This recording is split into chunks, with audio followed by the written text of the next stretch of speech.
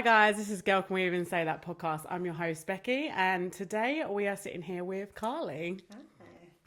So first of all, we're going to start off with our normal would you rather questions, like a little bit lighthearted, because we are going to be talking about some heavy topics today. But so let's begin. So first of all, would you rather ask your ex for a favour or a total stranger? Fuck no, stranger. I don't even have his phone number. I love how I hadn't even asked you yet, and you was like, nah. Yeah. Absolutely not. I'm not asking that fucker for anything. Yeah. If anything, I'll ask him for 16 grand he owes me first, right? What? Yeah, long story, but Oh, you're like, yeah, that's on another episode. Yeah, So we ain't got time for that. But don't you feel like if you've ever been in a relationship and someone owes you money, I'm like, I'd rather make it 30 grand because at least I'm free now. Do you know what I mean? Yeah. But anyway, so Yeah, yeah. 100%. Yeah, no, 100% strangers. Ask the stranger. Stranger? What's the question though? It's for a favour. So for a favour, like, I don't know. I feel like... It could be quite minimal though, couldn't it? Like, yeah. Change. Yeah. Okay, so... You got a coin? I found in life, right, that sometimes you can meet the best people by just asking. So some of the like most random people I've ever met is just by asking them a question. Like my best friend in Edinburgh, when I first moved here, like I didn't know anyone, so I was getting the bus, and the buses in Edinburgh are like 40 pence because they're owned by like the council. And I had like a fiver, and I was like, oh, I need some change. And from that day forward, me and that person have been best friends for like 20 years. Oh my god, I love that. It's just like a random, like on the street. That's so wholesome. I love that little story. Stranger. Ask the stranger. Yeah, fuck the ex. Yeah, totally. Like you never know where that's going to lead you, do you? Like by asking. I feel like as well. Like if you ask the ex, then that's probably maybe opening up a door that you don't want to open again as well. Oh, totally. Because when you shut, you don't really reopen the ex file, do you? Like, yeah, it's gone. Bye. So yeah, dangerous. Ask the ex. Ask the ex. Don't ask. Don't ask. You just contradict yourself. Don't ask. Yeah. Yeah, I agree with you on that.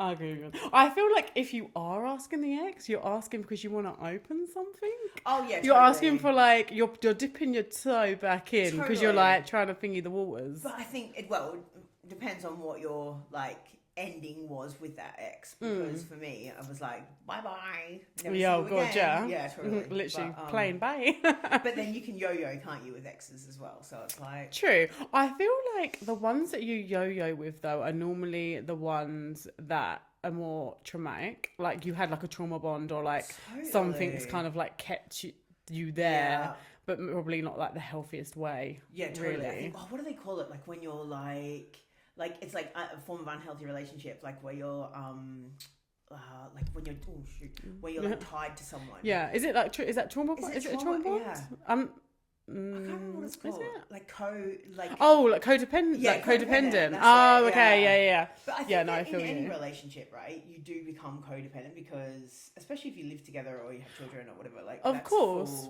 That's going to happen, of course, because you're spending so much time with that person, and then you kind of like do kind of become one in a way. Sometimes you do lose yourself a bit in your relationship. Oh my God. Like it can happen. So I say this to my husband all the time, right? I always say this to him. Down our road, you ask any woman who lives down our street that either has a career or has kids or got married, whatever, you will always lose yourself when you have children because you become so just like occupied by other people's needs. So yeah, 100%. It's just that's like a really hard question because it depends on what the like situation is anyway, because it's really broad. Do you know what I mean? Yeah, definitely. But yeah, for me, no, ask strangers. Always ask strangers. Ask the strangers and make a new friend. Yeah, totally. Yeah. Like, I always need new friends. Like you can never not have like a new friend. Yeah, literally. But like, I do think it's right what you're saying about like with the ex thing. Like if you are asking her ex, I feel like you are more fishing for like to open a door again. Yeah, because like. And then I feel like that is more where you've got like some past that probably like not the best. Yeah, and that's because I feel like the healthy relationships, like you're just like, oh, you be good, like I wish you well, and you don't want to open it again. Yeah, totally. But I just don't think that any breakup is ever a nice breakup, is it? Like even if it is amicable, because there's still parts of that person that you're going to miss from your life. That's the weird thing, right, about breakups.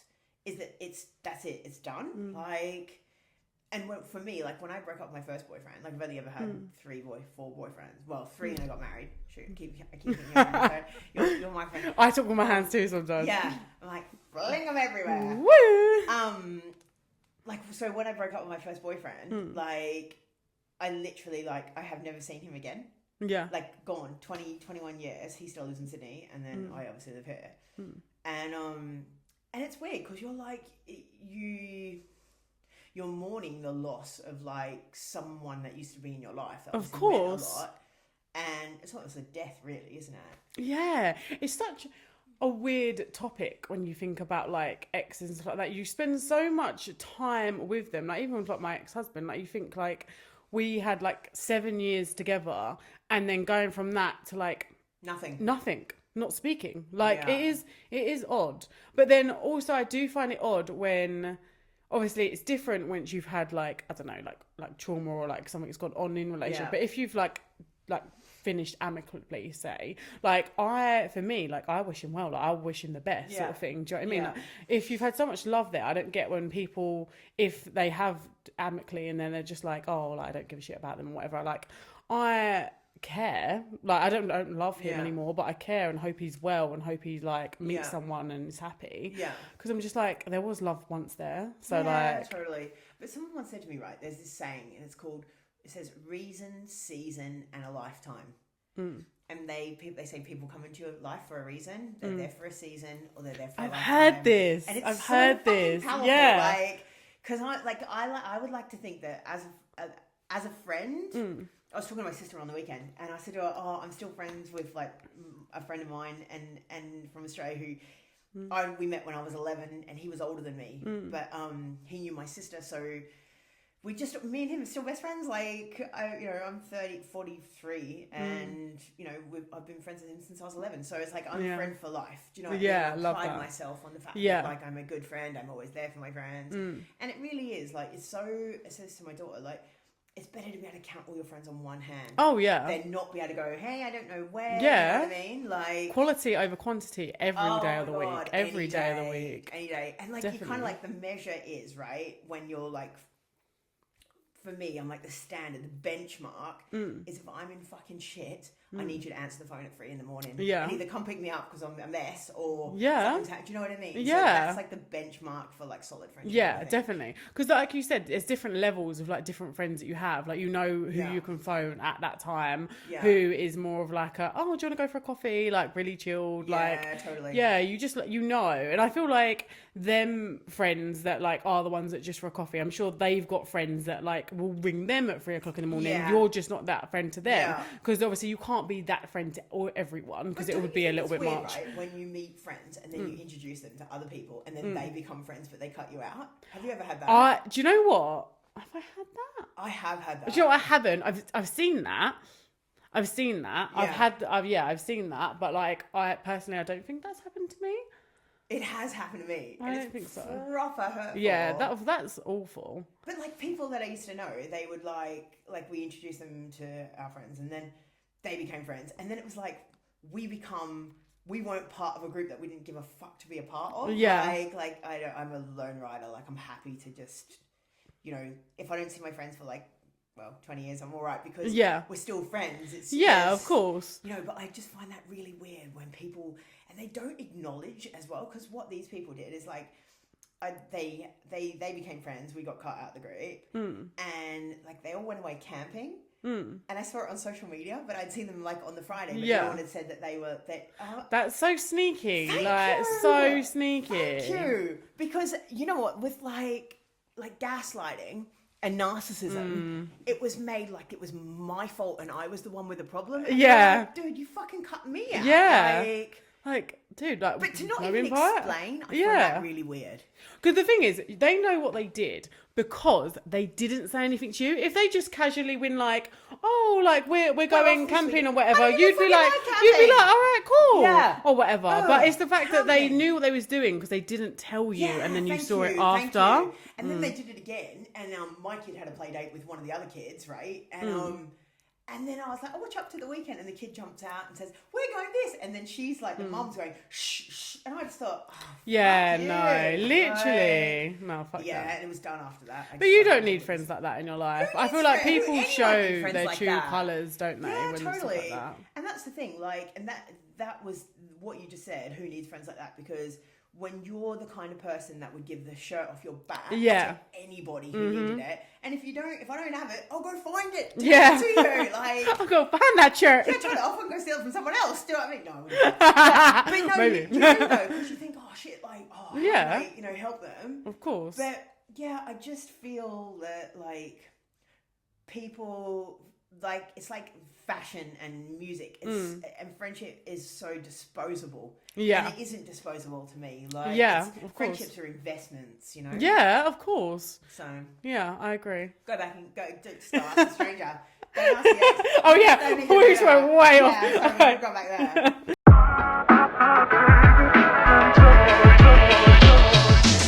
Before we dive into today's episode, I just want to remind you that we listen to someone's story, we're only hearing a glimpse, just pieces of a much bigger picture. These are powerful, defining moments, but they don't tell the whole story. So as you listen today, I invite you to hold space where we're not here to judge or pick apart. We're here to listen, to connect, and to honor someone's truth. Today, I'm sitting down with Carly. Her story is raw, emotional, and incredibly powerful. From a young age, she's carried trauma that most people could never imagine.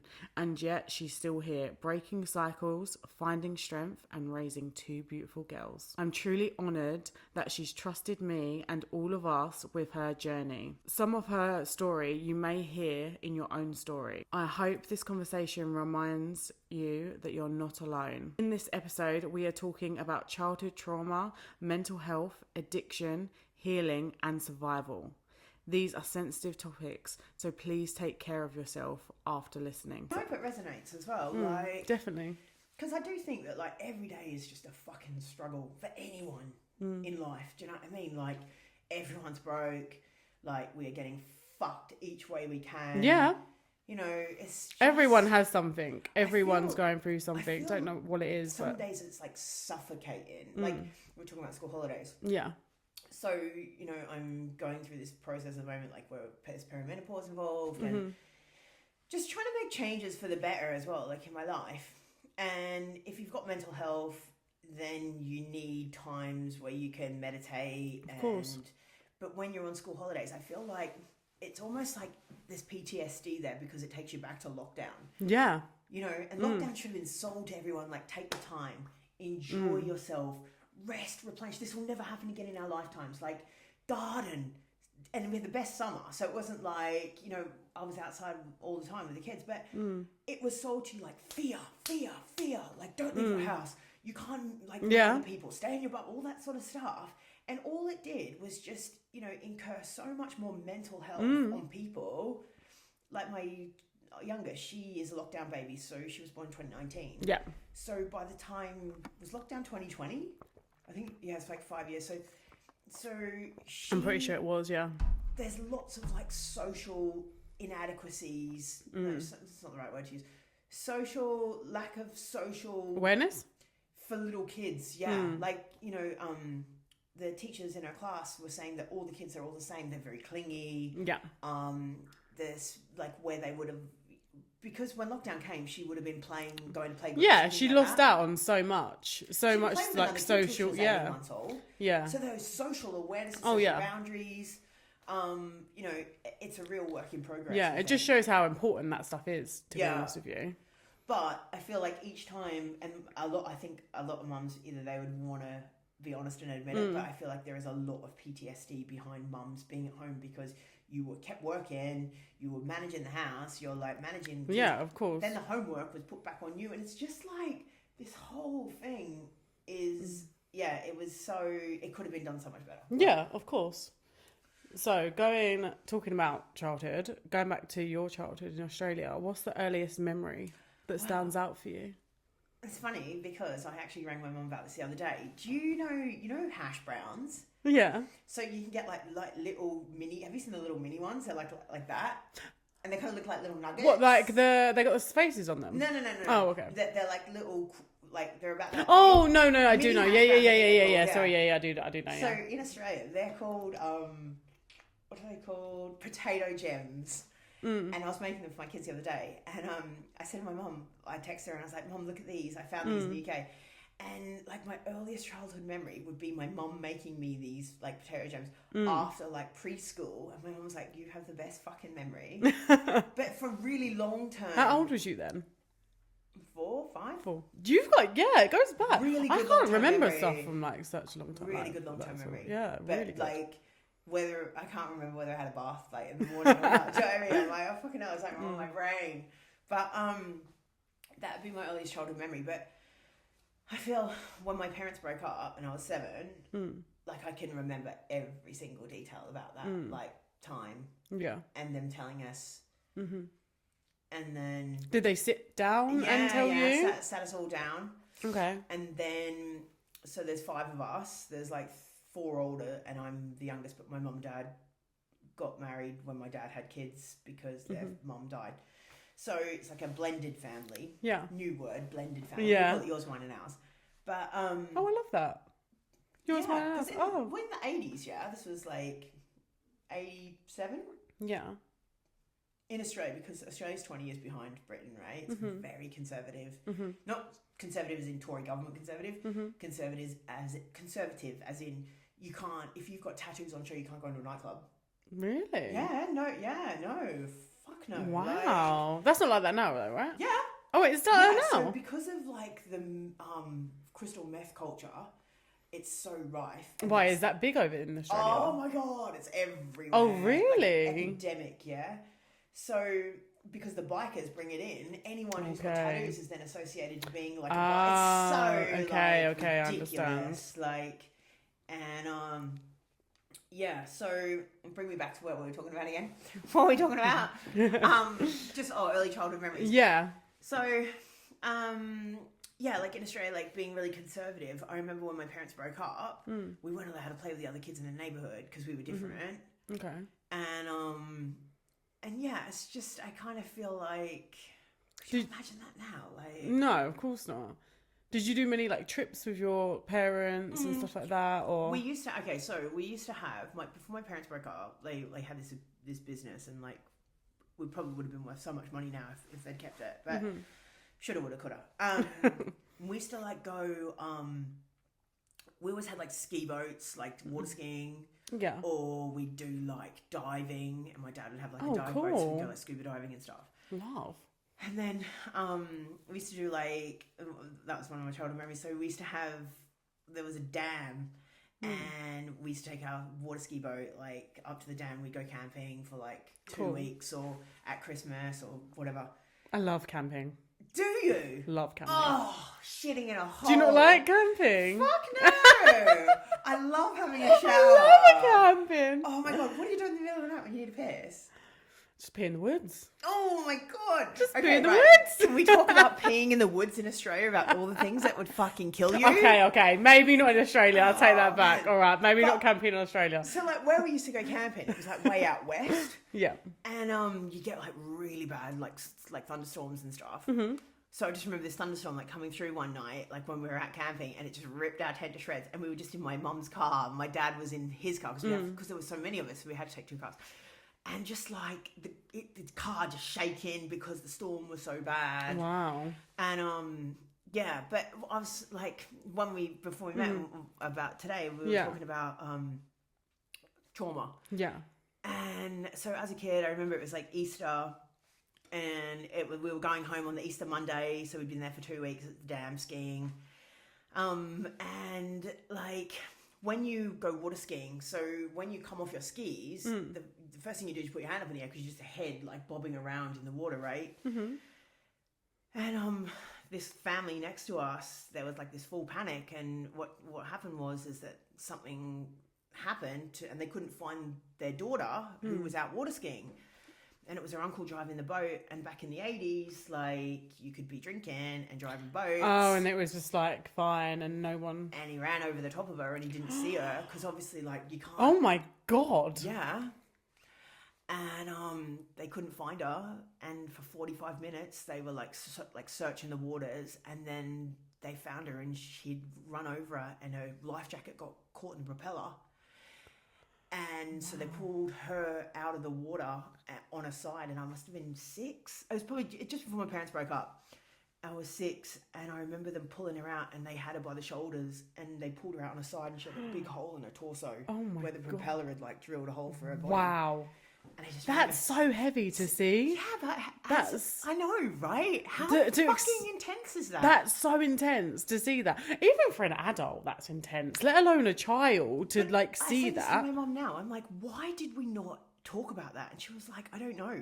It was just like you just didn't. That was it. It was just like, holy fuck, that was it. I think as well that was such a thing back in the day. I feel like now we're definitely better, and that is what obviously definitely what you're breaking right now, that cycle. But I feel like a lot of families, traumatic stuff might have happened. Don't maybe talk not about that. it. Yeah, just we just pretend it didn't happen. Let's just carry on our day. So my ex-boyfriend, right? The breaking point for us, we were together for 5 years, and the breaking point was he had this sister, right? And this is going back to what you were just saying about families don't talk about things. Yeah. She was a fucking bitch, right? She was my mum always told me to be really careful of people who are too nice, because they're fucking assholes underneath, right? They fake. Fucking Because no one's that nice. No, my mum said that to me within 2 weeks, right? Did you believe her when she said it? Or was she like, nah, people are nice? It's just like one of those pieces of information that you hear, and that obviously, like I said to my mum, it doesn't resonate you too after. It just wasn't a big deal. Yeah, until like, after you're like, And then yeah, like his sister was like in my face. We were living together it was her boyfriend, my boyfriend, brother and sister, and then me, and we were living in this house, and it was like, I didn't even want to do it in the first place, but I just remember something happened one day. I don't remember what it was, but me and his sister ended up having this massive argument, and she was in my face going, I don't like you, I tolerate you. And I just thought, you fucking cunt. Do you know what I mean? Yeah, of course. What kind of woman says that to another woman? Do you know what I mean? And my boyfriend... What was you arguing about? Do you remember? I can't remember now. But I remember saying to my boyfriend, I was like, you need to pull your fucking sister up. Yeah. Like, you can't talk to someone's partner like that. And he was like, well, she's got her opinion, so I'm just going to leave it. And that was the breaking point for me. I was like... Yeah, but you can have an opinion, but it's the way you express that opinion. Totally. Like, I just... You know, when you know, like in your heart of hearts where you're like, okay, we're done. And it's still carried on for like another, I don't know, year or something. But I'm like, you can't be with someone who doesn't fucking have your back. Of course. Do you know what I mean? Like, me and my husband, we're so fucking like solid. Yeah.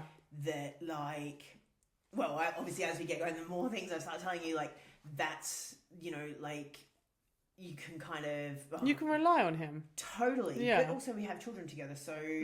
There's got to be an element of like, for me, when I was with my ex-boyfriend, he would have never been a good parent, like, because he was just the way that he wanted to be, and he would say to me things like, if you want to go travel the world, because that's what I wanted to do when I was young, he was like, do it, just go, I'll be here waiting for you. And I'm like, dude, you're just giving me a fucking green light, like, not that I would, but, you know, in the end I ended up cheating with him and being with my husband anyway, because I was so fucking unhappy. Like, you want a man to fight for you, do you know what I mean? Like, it's kind of, but back to trauma, I felt like you don't,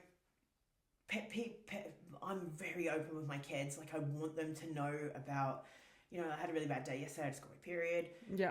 And like mentally, like I was really fucking struggling, and they could see that I was struggling, and it was just like they gave me like a wide berth. But you need to be able to have those fucking conversations, because all you do is grow up to be this pent up, fucked up, like adult who has all these fucking issues, and it's just like generational trauma. It's so saying about this. Yeah, it's literally such a vibe, and I don't want my kids, like, I remember growing up, and obviously after my parents broke up, just not feeling silent. Yeah. And seeing things. Not feeling heard. Yeah, totally. Like, my dad would always have all these girlfriends because obviously he just had his own issues.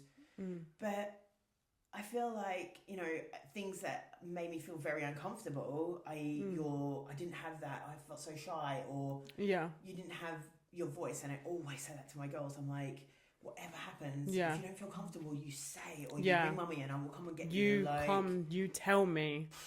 yeah, just feeling like, you know, like I know my eldest has just gone through like bullying and stuff. So, you know, not having those open lines of communication, it just freaks me out. Yeah. You don't know what that could lead to. You know what I mean? Kids have access to everything like online to Definitely figure things out. Yeah, like 100%.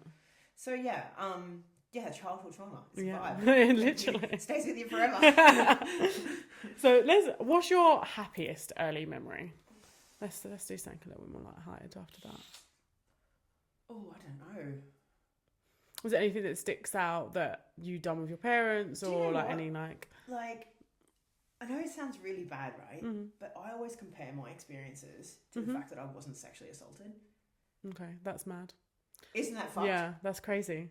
Isn't That's it? crazy. 'Cause Because you're so much literally, worse. you're just, and also you're doing what we was kind of discussing earlier before we started with women. We do this all the time. Is like when something's like happened, we're like, oh well, it's my thing's not so bad because you're comparing it to someone else that obviously something's happened to them. But just because that thing hasn't happened to you, which might appear to be worse, doesn't mean that your thing isn't valid and what you've been through isn't a big deal, because it is. Totally. Like everything is a bit, depending on what it is. It's scope. Right? Yeah, and what's a big deal to you? If Yeah. if something's affected you, it's a big deal. It doesn't matter how small it might seem to anyone else. It's a big fucking deal. Yeah, totally. Yeah, and I feel like we minimize that sometimes, because we might hear like something might have happened to you, and then you've heard like your friends like dad's died or something. Which, don't get me wrong, obviously that's a major thing, and like you could be there for it, but it doesn't mean the thing that happened to you a minute ago isn't important or isn't like a big deal, or you don't have to deal with. Valid in like Yeah, the fact of what exactly. the situation was. Yeah. 100%. I think that negative energy, it's so consuming, especially if you're going through something or you've been through something. So it's like every day when you're trying to change, you were talking about manifesting. So manifesting for me is, I'm going to wake up today and I'm going to have a really good day. And it's like you have to almost say it to yourself, or like, you know, like believe it on a conscious level. Yeah, you got to believe it's already happened almost. Totally. Manifesting, yeah. And I think, okay, so I was just, while we were just chatting, I was thinking about something. So when, like, for me, growing up in Australia, I had a pool. I was born in 82. So we had a pool, we'd go to the beach, you could cycle, you could be out on your bike all day. And I feel like that's probably the happiest parts of my child. That's what, when I look at my kids, I'm like, they spend 8 months of the year inside. Yeah. Because it's cold. And there's a lot of the time I'm questioning, like, I could give them that. But also with the way that life is in general. It was safer back then? Well, it's kind of like, there's just as many fours as what there are against. So to uproot your life, and for me, I feel very uneasy about going back to Australia. Like, I've been here for 21 years. Yeah.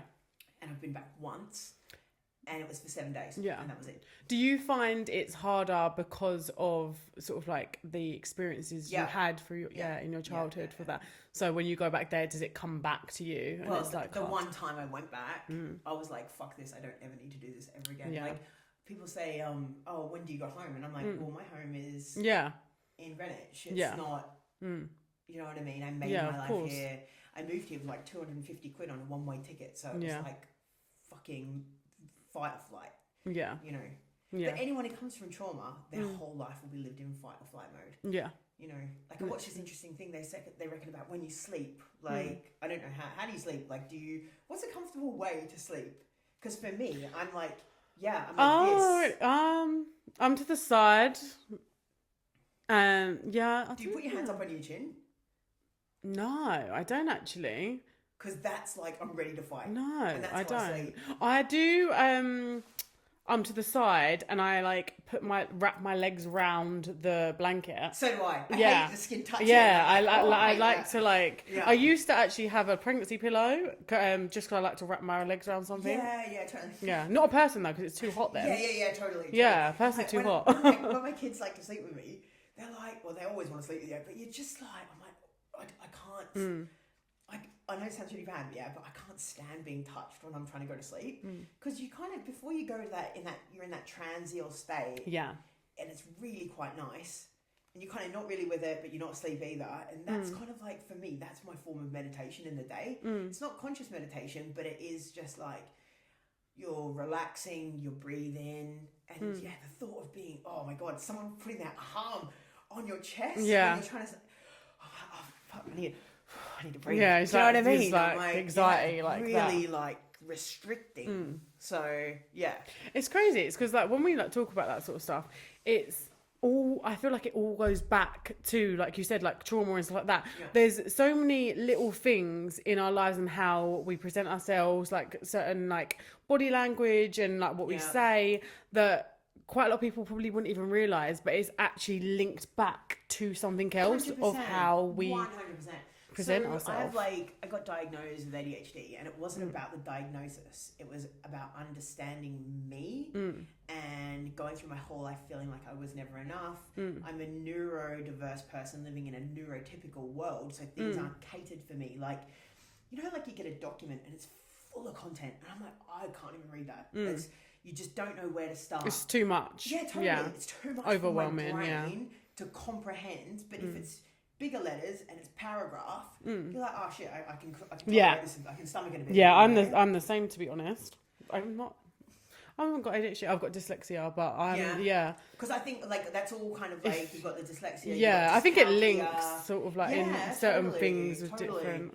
And like the thought where your brain is just my brain is like that all the time, and I can't turn it off, and it gets really. You know, like you catastrophize things sometimes, and in my head, it's such a bigger deal than it probably actually already is. But it's so mentally draining going through that. But I feel like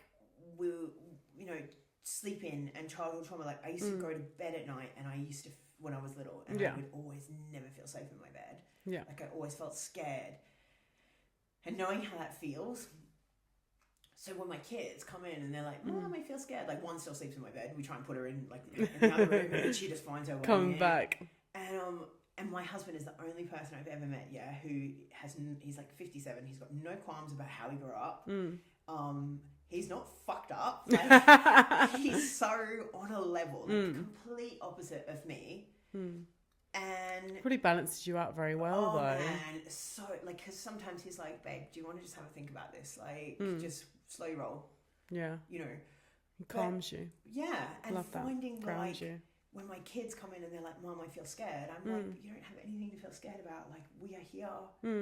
It is safe. There's no one else coming into the house. Like, and growing up, like I didn't have that, and it's really, really hard sometimes to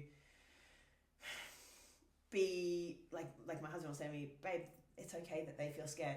Imagine how, and this is a safe environment, so imagine how you must have felt, and it kind of takes you back. So I feel like there's a lot of mum guilt that you carry when you're carrying child trauma as well. Yeah, of course. Because I feel like as well, like I know where you're trying to break the cycle, you're probably constantly thinking, why am I fucking this up? Why can't I get this right? Yeah, but like I'm thinking, and like double thinking, am I doing this right? Like I'm not doing. Like, am I doing what like was doing to me, or like, am I good? Like, is that, and then or overplaying it. Or I'll have like an episode like where I'm screaming at the kids because I'm having like a sensory overload. Yeah. And you feel so guilty about it. Or, you know, like we were saying about being touched. My kids, they want to hug you and hold on to you, and you're just like, oh, just like, oh, like, and then you feel so bad. And I know this sounds crazy, right? But in my head, I feel like if something was to happen to one of my kids, and fuck, I would die if it did. But then you're thinking about, why shouldn't I have just let them hug me? Why did I tell them to get off me? Like, now look what's happened. You know what I mean? Like, the fear of, I don't know, something like that happening, and then the guilt being on you. But I'm always feeling guilt as a mum, or as a human being. Like, but I think that's what, when you are little and you're kind of searching for someone to make you feel protected, you're always seeking what do they call it, like approval, like validation of yes, 100%. And then in your older life, so awesome that you just said that word, because I realized, like, with my own work, that's all I was ever doing was seeking validation from others, and I was killing myself doing it. And it's a really shit path to be on. Definitely. And now I'm trying to unpick all that sort of stuff and figure out like what it is that I want or what I'm trying to achieve, but do it without the validation and do it for me, you know? But you're doing the hardest thing though, because there's so many people that go through trauma, go through all of this stuff, but then they don't try to better themselves or like look inward and be like, okay, what can I do differently? And then they kind of like just let it affect them their whole time. They don't like try to sort of like do better or be better. Being or self-effacing. So you pull yourself out of yourself, and I'm always trying, to think. I always think like when a situation comes up and something's happened, I'm like, I should have dealt with that differently. How next time can I deal with that differently? Pull yourself out of yourself, put yourself up to the corner of the room, and look at things as if it's not you. From a different angle, yeah, totally. And I feel like that's a really important part to becoming either a better person, that you've got to be able to do that. Yeah. You've got to be able to have a good, hard look at yourself. Yeah. You know. When you was younger, did you stay with your mum or did you stay with your dad? So when my mum left, first of all, I moved in with her, and then I wanted to be with my siblings. So I moved back in with my dad. Okay. And I lived there. And then because my siblings are a lot older than me, like the oldest is 11 years older. So by the time my mum and dad were breaking up, like they sort of started, the two eldest who were, I don't know how they were, one's 11 years older than me and one's 10 years older than me. So they were starting to move out and do their own thing. But I mean, at 17, like I left home at 16. And even now, like my daughter's 12. And in 4 years' time, if that was me, she would be... Yeah, it's crazy, isn't it? You can't... How does a 16-year-old survive? Yeah. Like... How did you? That's crazy, isn't it? I don't know. But, we were talking about drugs and stuff. And I feel like when you... Like, younger, like the first time... When I was younger, like the first time I was offered drugs, I was 8 years old. You was 8? Yeah. Someone offered me speed at a party that my brothers were at. And when I told my dad, he was like, no, that didn't happen. And I'm like, I'm fucking telling you right now, some prick just offered me a bag of fucking speed out the front, like in the 80s. Yeah. And... What is speed? So it's like an amphetamine. I think it's it's like a synthetic, like a party drug. Is it like a tablet or? No, so it's like it was, and I only knew what it was, because in Australia, like we had these ads by the Drug Offensive, which is like you wouldn't even don't do drugs. Don't do drugs. And the tagline was "How will you feel tomorrow?" And I just remember this girl who she snorted a line of something at a party in a toilet, and these are government produced commercials. Oh, it's like a powder. Yeah. It's like powder, yeah. Okay. What's the effects? I think it just makes you really wow, I guess sharp. Yeah, I guess it's in the name, isn't it? It's pretty speedy, really I think it's you chat loads, chatty and that. Okay. But I think that I didn't take it because I knew what it was because obviously I'd seen it on these ads. But at the same time, that's when the seed gets planted. You're of course. Fucking hell, I'm feeling shit and I can't talk to anybody about it. And as an 8-year-old, this is not something that you would consciously be thinking about. Yeah.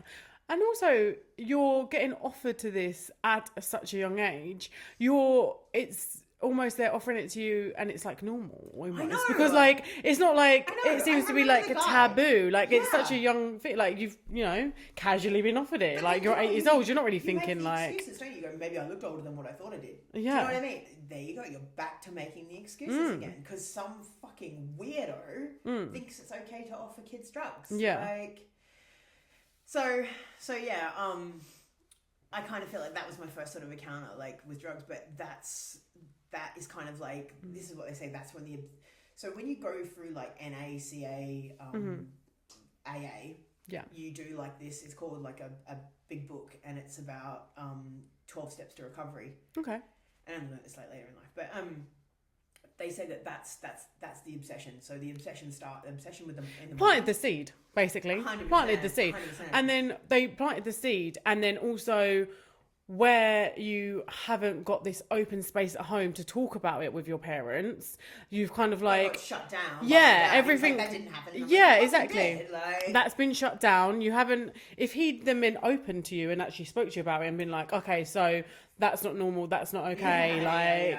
And then had a conversation with you. Yeah, not taking it. Exactly. Fucking, I'm so proud of you. This is what I'm saying. If that would have been an open conversation, then things might have been a lot different 100%.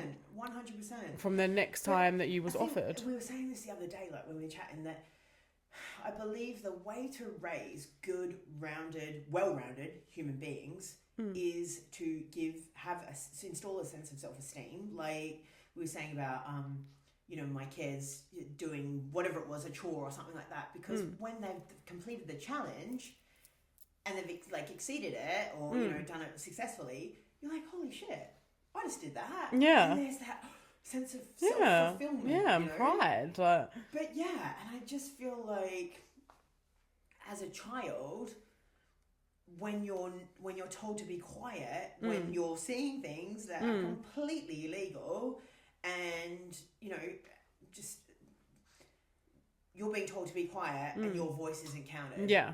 And that's just a recipe for destruction. Of course. So up until my late 20s, destruction. My whole life was just about being destructive. Yeah. And hurting myself. Of course, because you had no safe place. You had no one to talk to. You had no one to kind of like guide you. Like when you're so young, you need that guidance. Oh my God. Like you need, and this is what I say to my husband, right?